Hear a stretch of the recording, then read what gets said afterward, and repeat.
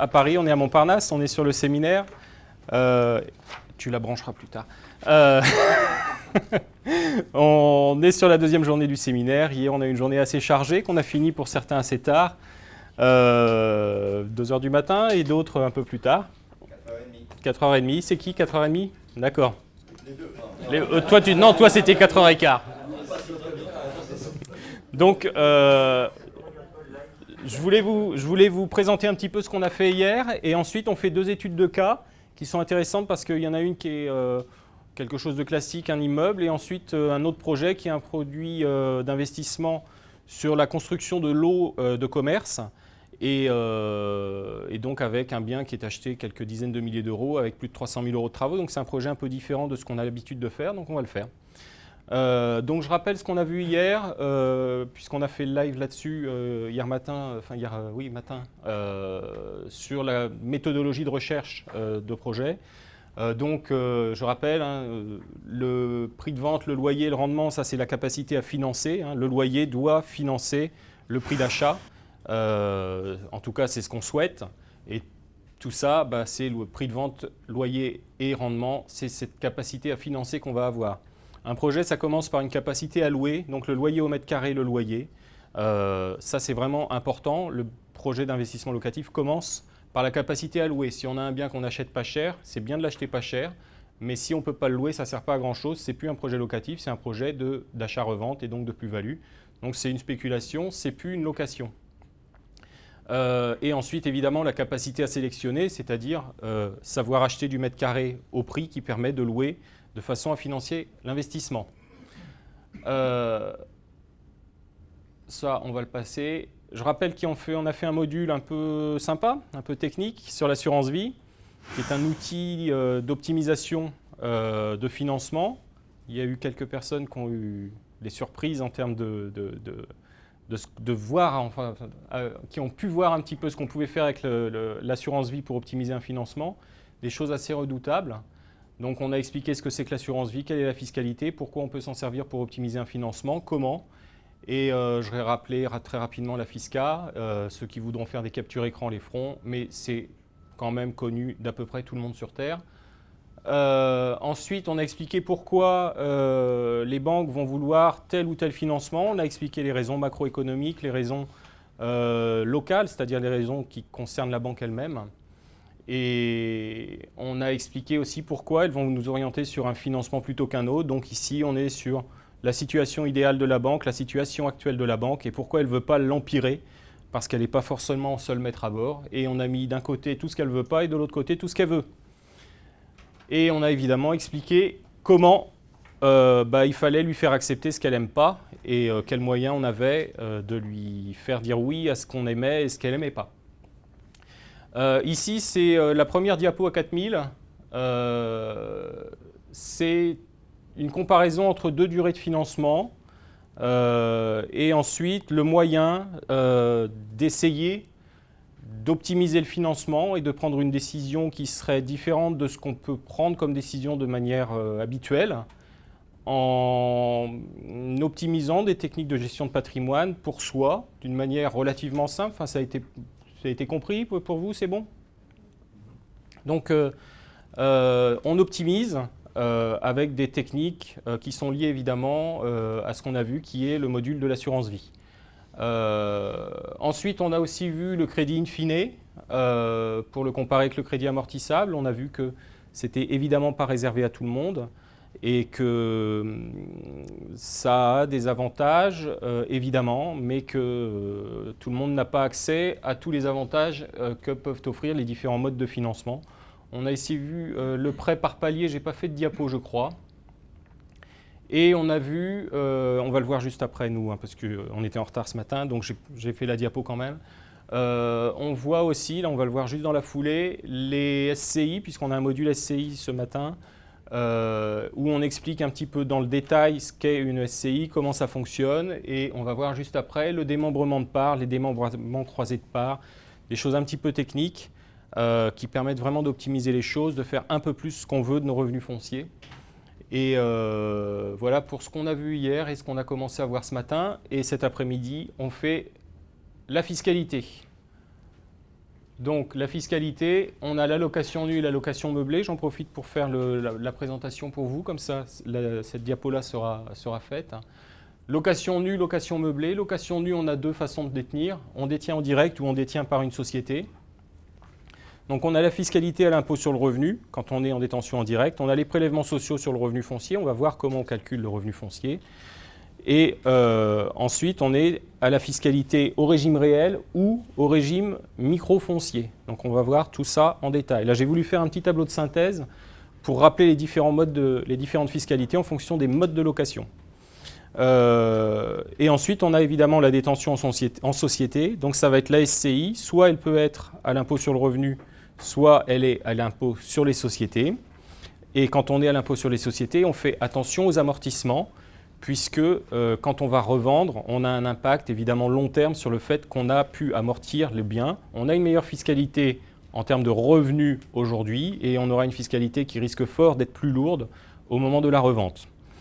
On peut être aussi en SARL et en SAS, société à responsabilité limitée, société par action simplifiée. Et on a une fiscalité dans ces cas-là qui sera généralement à l'IS, avec une exception pour les SARL de famille qui peuvent sur option être à l'impôt sur le revenu. Et quand on est à l'IS, qu'on soit en SARL, en SAS ou en SCI, on fait attention aux dividendes, au fait que on a payé l'impôt sur les sociétés, mais que derrière, il va falloir qu'on paye l'impôt sur les dividendes qu'on perçoit. Si on ne perçoit pas les dividendes, parce qu'on veut une fiscalité en termes de revenus qui est optimisée, l'argent reste dans la SCI par exemple, il n'appartient pas aux associés, il appartient à la SCI et on ne part pas en vacances avec, on n'a pas de revenus complémentaires et on n'arrête pas de travailler, on ne dit pas au revoir à son patron en devenant rentier. Donc on continue à bosser, on laisse l'argent dans la société qui s'enrichit, qui est heureuse, mais qui nous évite l'impôt. Ensuite, on a la location meublée. La location meublée, encore une fois, il y a deux modes de détention, la détention en direct et la détention en société. Je ne suis pas un grand fanatique de la SCI pour le meublé, on va y venir. La détention en direct, on est sur une fiscalité à l'impôt sur le revenu, encore une fois hier. Et on a les prélèvements sociaux, c'est la même chose fiscalement, techniquement, que la location nue. Il y a deux statuts sur la location meublée professionnelle, la location meublée non professionnelle, LMP, LMNP. Au LMP, on est donc un professionnel. Il y a trois conditions, je ne vais pas les reciter ici, qui sont cumulatives. On doit respecter trois conditions pour être en LMP. LMNP, on est loueur de meublé non professionnel et on va pouvoir être en fiscalité microbique ou au réel, qu'on soit en LMNP, on sera au réel, en LMNP, on sera au réel ou au micro. Au réel, on va pouvoir déduire les charges, comme sur la location nue, recettes moins charges, moins amortissement. Et quand on est au microbique, on a un abattement forfaitaire, on ne déduit pas les charges, on n'amortit pas le bien, on a un abattement forfaitaire qui est soit de 71% des recettes quand on est en location saisonnière et soit de 50% quand on est en location nue à l'année. Au-delà de la fiscalité et des prélèvements sociaux, on a des petites choses qui sont venues s'ajouter courant 2016. Ça fait quelques années que c'était dans les tuyaux. Je pense qu'il y a encore des réformes à venir. Aujourd'hui, à partir de 23 000 € de recettes en location meublée saisonnière, on a le RSI qui vient se mettre dans la course. Le taux de cotisation, c'est environ 45% sur la base de 87% des recettes brutes, on ne prend pas en compte les amortissements, etc. Tout ça, ça va être revu également parce que ne payer le RSI que sur 13% des recettes brutes, à mon avis, ce n'est pas suffisant par rapport à ce qui se fait sur d'autres statuts, par exemple un commerçant en nom propre. Et comme on est clairement sur des situations qui ont une vision d'optimisation avec le réel, avec les amortissements, etc., on va continuer à frapper fort sur le LMNP, surtout sur le saisonnier. Et on va créer des taxes supplémentaires. On va augmenter le RSI, c'est-à-dire qu'il ne commencera pas à intervenir à partir de 23 000 € de recettes, mais ça risque fort, dans un premier temps, d'être 40% du plafond Sécu, c'est-à-dire environ 15 000 €. Et je pense qu'à terme, on arrivera à quelque chose de l'ordre de la moitié de ce 40% de plafond Sécu, c'est-à-dire environ 700 € par mois ou 800 € par mois de recettes. Donc on va vraiment aller chercher l'argent en dehors du fait de vouloir protéger les hôteliers qui payent des charges sociales, de la TVA, qui ont des salaires, qui payent de l'impôt sur les sociétés, qui perçoivent la taxe locale pour les touristes et qui la reversent. Évidemment, quelqu'un qui loue par Airbnb avec une société dont le siège est en Irlande et qui ne paye aucun impôt en France, avec des gens qui ont une optimisation avec le meublé, les amortissements, qui n'ont aucun revenu, une énorme trésor, mais aucun revenu fiscalement, qui en plus, avec le meublé, peuvent amortir le bien en le revendant sans subir le fait, les contre-coups des amortissements du meublé, de l'investissement. On est tellement dans un bonheur total que, évidemment, tout ça, ça va s'effondrer. La question, c'est quand et dans quel ordre. Mais toutes ces choses-là vont être revues. Il faut vraiment en être conscient. Si jamais votre projet en location meublée saisonnière repose sur cette optimisation, attendez-vous à ce que votre trésorerie fonde et donc à devoir reprendre un petit boulot à mi-temps au minimum. Détention en société. Donc on peut détenir pour l'instant le meublé en SCI et quand on loue en meublé en SCI, par défaut, on est mis à l'IS. Pour l'instant, dans le code des impôts, c'est marqué la location en meublé dans le cadre d'une SCI entraîne que la SCI est classée d'office à l'IS. Quel est l'impact? Encore une fois, on amortit le bien et on a un impact sur la revente. Donc on fait très attention à ce genre de structure. Si on doit faire du meublé, passer en SCI à l'IS, ce n'est pas forcément une bonne performance parce qu'on perd les avantages du LMNP en nom propre, si tant est que cela puisse perdurer suffisamment pour qu'on puisse en bénéficier au moment de la revente.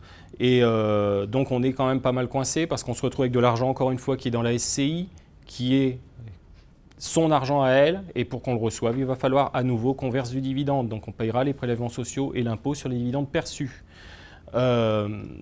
Donc les structures qui peuvent être adaptées, évidemment, c'est le nom propre, mais quand on est en société, ça va être la SARL ou la SAS.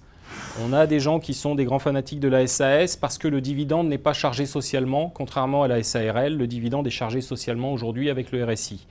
Il faut savoir aussi qu'on est d'accord aujourd'hui, la SARL subit le RSI et la SAS, les dividendes ne sont pas chargés socialement. Ça fait partie aussi des choses qui vont très probablement évoluer. Et on décidera de choses du genre quand il y a moins de 3 associés, pour les SAS c'est des actionnaires, quand il y a moins de 3 actionnaires, quand il y a moins de 5 actionnaires, il faut que les dividendes soient chargés. C'est quelque chose qu'on peut envisager. Et ensuite, si on doit se rémunérer sous la forme d'une vraie rémunération et pas de dividendes en SARL ou SAS, j'arrête de travailler, j'ai 40 ans, si je veux continuer à valider mes trimestres pour que mes 20 premières années de cotisation puissent me servir une retraite, il faut que je valide mes trimestres. Donc le minimum pour valider mes trimestres Sécu, c'est 600 heures de SMIC de revenus annuels. Si je veux effectivement me payer 600 heures de SMIC, en SAS, le coût du revenu n'est pas le même qu'en SARL, puisque le RSI est globalement moins coûteux que le SAS. Mais en SAS, sur les bas salaires, on a des abattements. Et les abattements sont en fonction des politiques de l'emploi et des volontés du gouvernement. Donc tout ça, c'est très fluctuant et il n'y a pas de solution parfaite. Donc il va falloir à un moment faire des compromis, accepter un compromis, prendre une décision et se positionner sur soit la SARL, soit la SAS. Je voulais faire cette petite précision à propos des chargements sociaux des dividendes. Puisque la SAS, en ce moment, beaucoup de gens sont en train d'aller dessus, y compris des experts comptables qui orientent des clients en SARL et ils les envoient dans la SAS. Et il y a 5 ans, ils les avaient envoyés sur la SARL pour éviter d'être salariés de leur entreprise et payer moins de charges sociales. Donc c'est magnifique. Fiscalité à l'IS, évidemment, sur les SARL et les SAS, et à nouveau l'exception de la SARL de famille qui peut être sur option à l'impôt sur le revenu. Donc voilà la synthèse pour la location nue et la location meublée.